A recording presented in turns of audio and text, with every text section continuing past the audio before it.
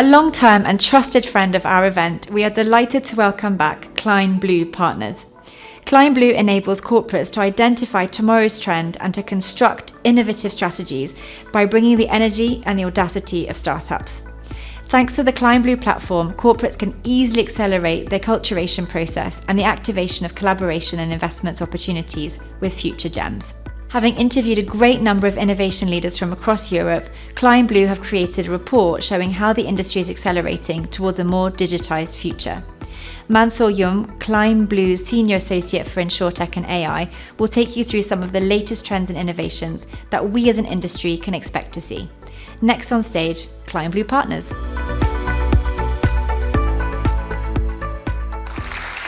Hello everybody, Guten Tag München.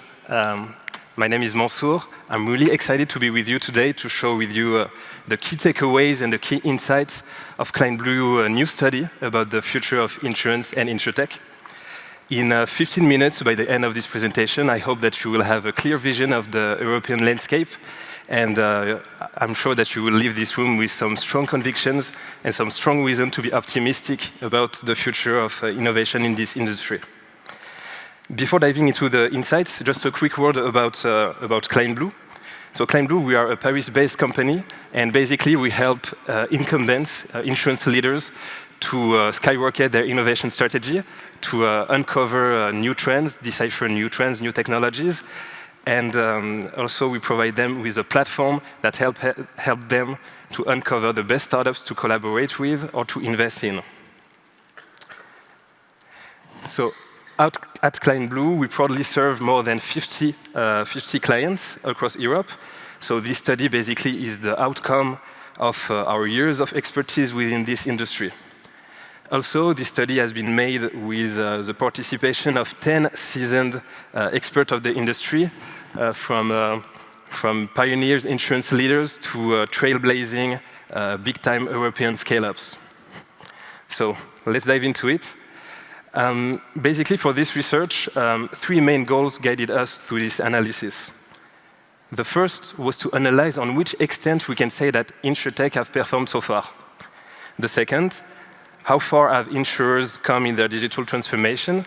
And the third goal was to provide you with a foresight perspective of what the insurance industry might look like 5 or 10 years ahead.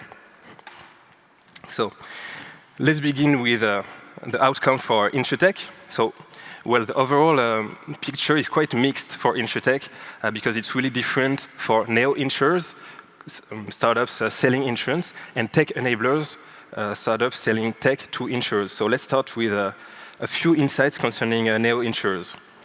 So the first observation that we can make is the current flight to quality phenomenon. If you remember, a few years ago, like 2 or 3 years ago, not a single week went by without a new neo-insurer raising massive funds or expanding to new markets, etc. Since then, you've seen that the market has been way more quiet, and it's because a lot of these actors struggled to meet their product market fit. For us at Klein Blue, this is mainly due to two kinds of reasons. External factors, of course, inflation, the rise of interest rates, leading to limited access to capital, but also internal strategic reason, because many of these neo-insurers relied on costly, massive acquisition of new customers with often a poor risk selection. Also, at an European level, we witness a cultural gap in many countries. I think, for example, that Belgium is a good example of this cultural gap that prevents fully digital solution to reach their product market fit. Because the neo-insurer wave in Belgium started like 10 years ago, but people to this day in Belgium don't seem ready to do without real human advice when buying insurance. That's why a lot of InsurTech are smartly shifting their model from direct to consumer, B2B or B2C, to indirect model of distribution, B2B2C or B2B2B. Also, it's clear that the verticalization of the sector that we've witnessed a few years ago is slowly decreasing.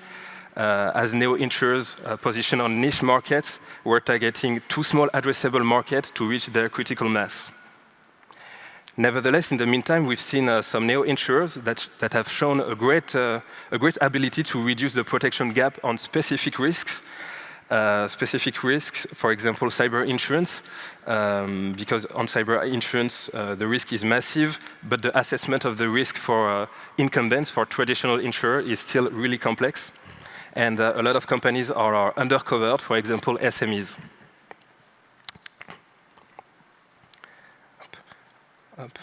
Also, embedded insurance. It's also a striking example of how insurtech have revolutionized the way a product is designed and distributed. And it's interesting to see that currently there is a trend where embedded insurance is currently expanding to new kind of products, not only P&C, with a shift of the moment of acquisition of the insurance product from the point of sale to the point of needs of the customer. Also, in a context where the climate exposure has never been so high in recent years, and in the meantime, in a context with massive access to real-time data, parametric insurance has expanded tremendously in the last years with a lot of use cases across commercial and personal lines. And precisely the same factor, the explosion of the capacity to collect and to treat data, have led to the emergence of a new kind of highly relevant value proposition. For example, pay-as-you-drive and behavior-based insurance products. And even though pay-as-you-drive neo-insurers startups are yet to find their business model and they are yet to find their product market fit, all the signs are that this trend will continue well into the next years because the customer needs and habits are still evolving, and also the regulatory environment might bolster this kind of new use cases. And when I'm talking about the regulatory environment, I'm thinking about the Open Insurance, for example, or the Data Act. So that was for neo-insurers. Now, regarding enablers, tech enablers, for tech enablers, the overall picture is way better, of course. And we can make three main observations, I think, regarding the outcome for them. The first is the massive adoption of many of these solutions by traditional insurers, especially highly verticalized, AI-powered tech enablers addressing specific insurance issues. For example, Shift technology or Freeze on a fraud detection, or Accurate on actuarial science, or BDO, Tractable, etc., PhotoCert, etc., on claims management.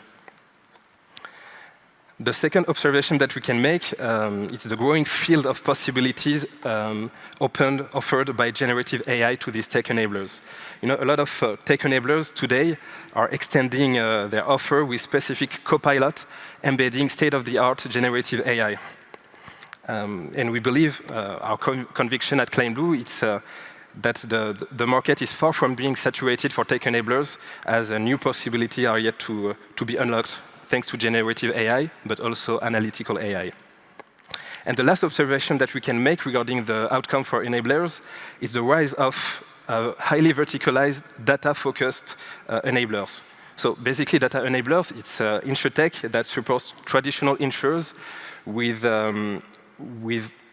like in their effort to master their innovation processing, innovation sharing, data processing, data sharing, data collection, etc. And in this area, there is now an interesting emergence of solutions. For example, Mitiga in Spain to navigate climate risk. So they provide external data about climate risk. Spotter in Netherlands for real-time assessment of a P&C portfolio. Coinex for cyber data, etc. Now, for traditional insurers, let's say that the road is long, but the way is clear. As many incumbents across Europe have started massive initiatives aimed at digital transformation of their process and their offers. From our lens at Klein, you know, we work with more than 50 insurance companies across Europe, and throughout the years, we've witnessed a real evolution of how innovation is perceived by these companies. Today, innovation is more and more seen as a leverage to deliver the overall strategic roadmap, the strategic plan. And insurers are no longer looking for incremental innovation. And regarding insurers, we see three main massively adopted ways of innovating across Europe. The first, of course, is building internally a solution mirroring the value proposition of a startup. But it has become clear that insurers can't do everything themselves. So that's why the second way of innovating is relevant, strategic collaboration, with the emergence of new models that go beyond the simple commercial relationship. For example, venture client models or strategic investments. And the third way of innovating is strategic acquisition. There's, by the way, a strong momentum right now around tech M&A in the insurance industry. For example, to internalize a key technology, or to address a new customer segment, or to make acqui-hire. Acqui-hire is a contraction of acquisition and hiring. So the purpose is to acquire a startup, to internalize a talented team with a proven ability to deliver.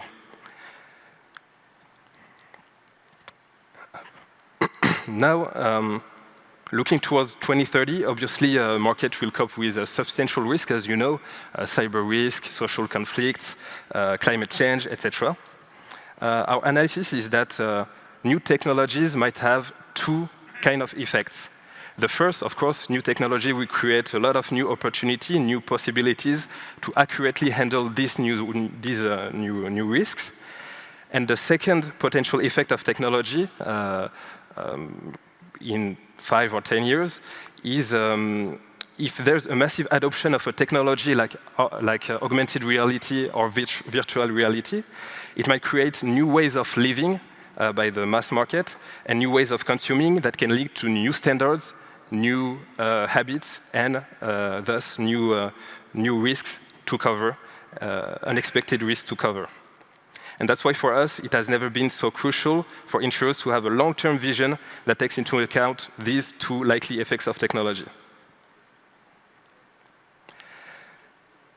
Now, let's take a look at some key macro figures that illustrate the trends in the insurtech market. So I will go quickly on this one. You will have the full version, of course, of this presentation. But three main observations. The first, when we look at the cumulative amount raised by country, we can see that the European market is really fragmented. It's really concentrated around 3 regions, the UK, the DACH region, and France, because they account for nearly 90% of the total amount raised. Also, as you know, there has been a striking slowdown of the fundings, I guess mostly due to external factors, because this pattern is also witnessed within other startup segments beyond insurtech. But in this new realm, it's interesting to see that a lot of insurtech are successfully shifting their model from growth to profitability. And also, some key figures about the momentum around the M&A activity. Nearly 2/3 of the insurtech acquired have been acquired in the last 24 months. And most of the time, they are acquired by incumbents. 34% of the acquired are non-insurance corporates, and 30% are insurance-related corporates. Now, as we conclude, I'd like to highlight our curated map of 100 startups to watch, 100 insurtech to watch. Just a quick word about the methodology. To elaborate this map, we used our proprietary algorithm developed by Klein to assess the traction, the attractiveness of a startup with traction metrics and data-driven approach of the relevance of the value proposition. So in this map, yes. We divided the insurtech landscape into 3 categories. Product innovation, with the main segments being, of course, embedded insurance and parametric insurance. Then the distribution segment, where many neo-insurers covering typical lines such as P&C, health, life insurance, etc., stand their ground. And with an interesting also emergence of a cyber neo-insurer. And then for tech enablers, there's a we witness a boom of a lot of segments with mature, verticalized solutions that match exactly the needs of traditional insurers. So there's a lot of really interesting startups in this map. I really advise you, if you want to access the full version of this study with the full insight, the full quotes of insurance leaders and the full map with all the startups, to scan this QR code. And if you have any question regarding the insights presented, I'll be at Klein booth, and I'll be more than delighted to chat with you about innovation. Thank you.